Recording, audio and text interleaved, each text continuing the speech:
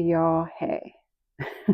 I just wanted to just come on and say hello and get a vibe check of like what's going on in the land. How do you feel? What is your energy level? What is your vibration? Because guess what? We need to talk. Are you all praying for your educators? Because we need we need some prayer right now. Many of us are fed up. Many of us are frustrated. Many of us are tired of our voices not being heard. And I just want to give my take on a recent experience. I've always been the type of educator that just loves to support and show up for my students. It is my duty, it is my obligation to be an advocate for those that I teach. But what happens when you're put in a situation where you don't have the necessary supports to provide for your students? What happens when you see that there's inequities that are being thrown in your face? And when you bring those to the light, your character is being assassinated.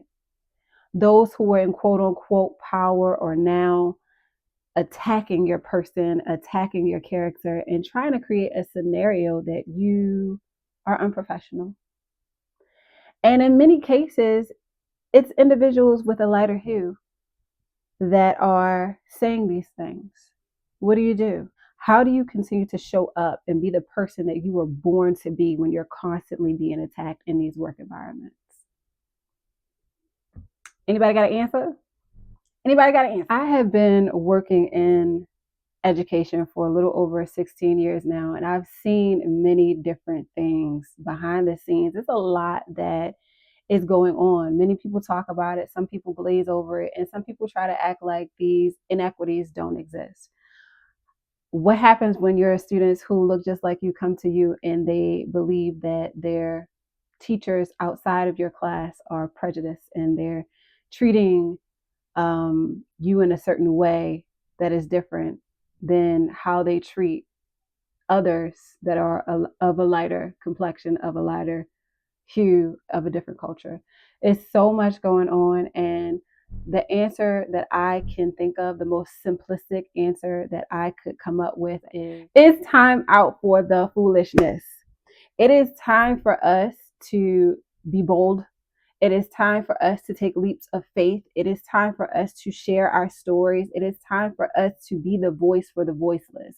Because education as we know it, if it continues to happen and operate in the manner that it is, it will soon cease to exist. And we already see the dismantling of that in many ways. Me personally, I moved from pre-K 3 to fifth grade. And what I'm experiencing right now is a lack of support. I've asked for it in a nice way.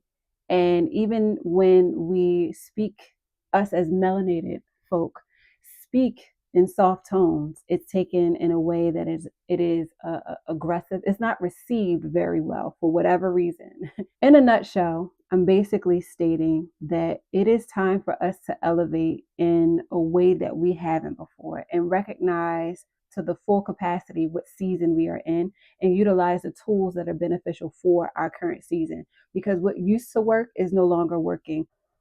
I was watching this sermon brought forth by Dr. Dale Bronner, and the sermon was about seasons. And one of the things that he talked about was just like the repetitive of cycles.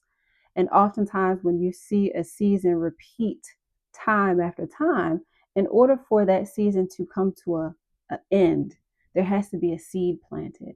So, my question for you is this: what is the seed that you are asking God to plant so that that repetitive cycle of negativity, that repetitive cycle of defeat, whatever it is that you are facing right now, can be ended, so that you can move forward and expand and excel to your fullest potential the way that God intends for you to?